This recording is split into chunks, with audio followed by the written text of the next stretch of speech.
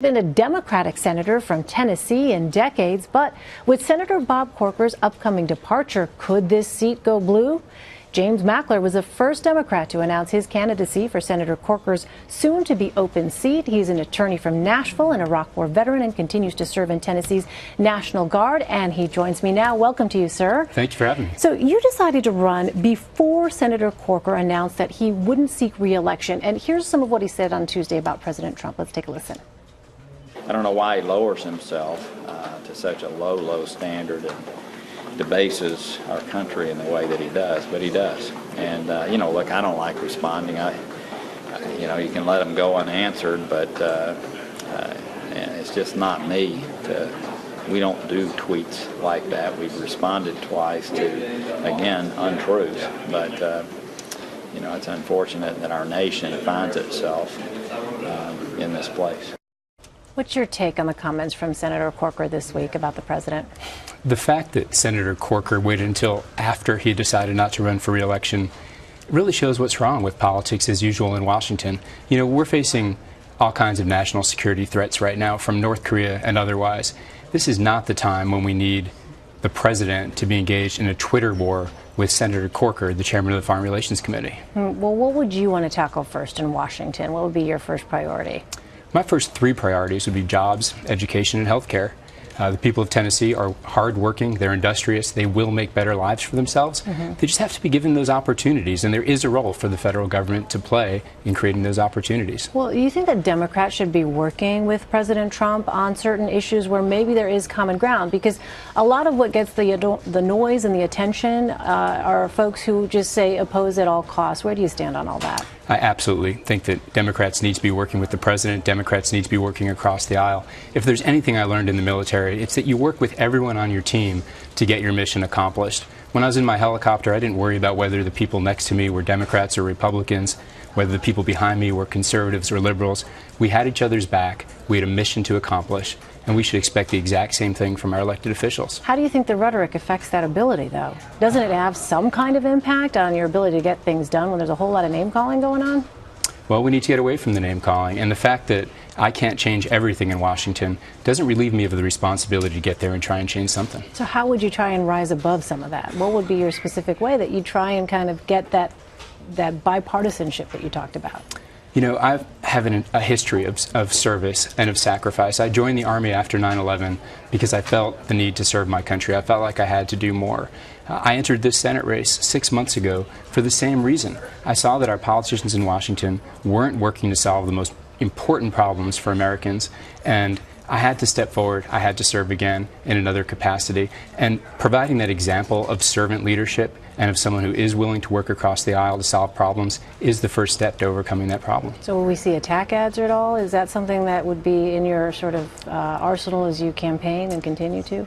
I'm traveling the state making sure that people understand who I am, what I believe in, what my values are, and that we share so many values in common. I'm not interested in attacking my opponent. We've been divided for too long as a country.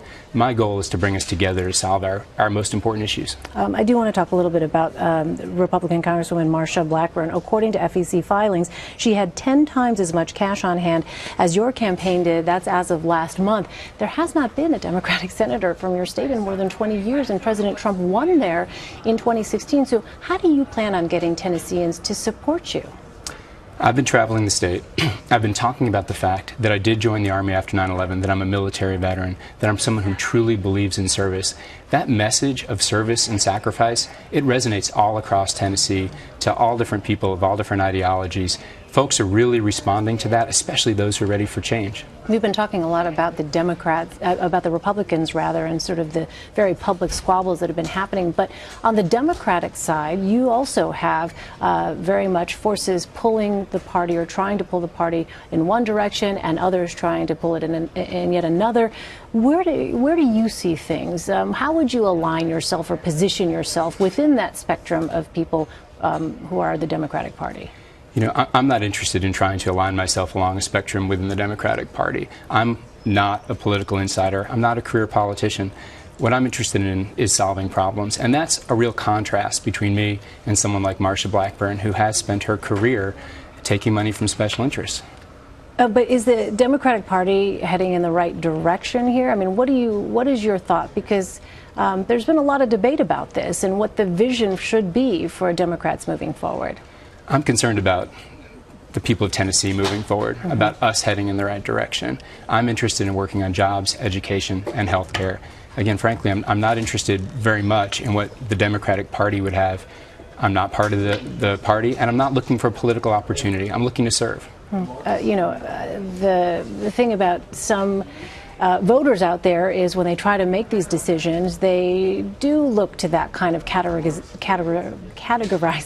to help them understand where someone stands. So from that perspective, if a voter is out there and trying to get a sense, he has the D next to his name, but what does that really mean? I mean, what for you does that mean? Well, what it means for me is that I'm someone who's looking truly to serve the people of Tennessee, someone who's looking to take that proven track record of service and bring it to another arena. When I joined the Army, I felt like that was the front lines of the threats we were facing at that time. Now our democracy is threatened in another way by inaction in Washington. I want the people of Tennessee to look at who I am, what I'm looking to do, and frankly to let me learn from them as well. That does take a little bit more work than just looking at a label, but we've got to look past those labels. I'm going to take one more try at this. What does it mean to you to be a Democrat? Well, what it means to me is working for people, not for corporations, working for opportunities so that we can all reach our maximum potential. All right, one last question before we let you go. As an Iraq War veteran, what are your thoughts on the controversy surrounding President Trump's condolence call to the widow of a soldier killed in Niger? So, as a helicopter pilot, one of my duties was to fly what we call a hero mission. That's the mission where you take the bodies of your fallen comrades to the airfield for their final trip home. Those are the most difficult and meaningful things I've ever done. And the fact that politicians would use those sacrifices as political props breaks my heart. And if there are folks out there listening to this and interpreting it a different way, is it possible in your mind, do you think, that there was genuinely good intention on sort of both sides of this? This could perhaps be a misunderstanding, is what some people have said to me. Well, I think we always need to account for the possibility of a misunderstanding. I don't ever want to assume the worst motives about anybody. I just don't want to see this politicized. All right. James Mackler, thanks so much for stopping by, James. Thank you for having me.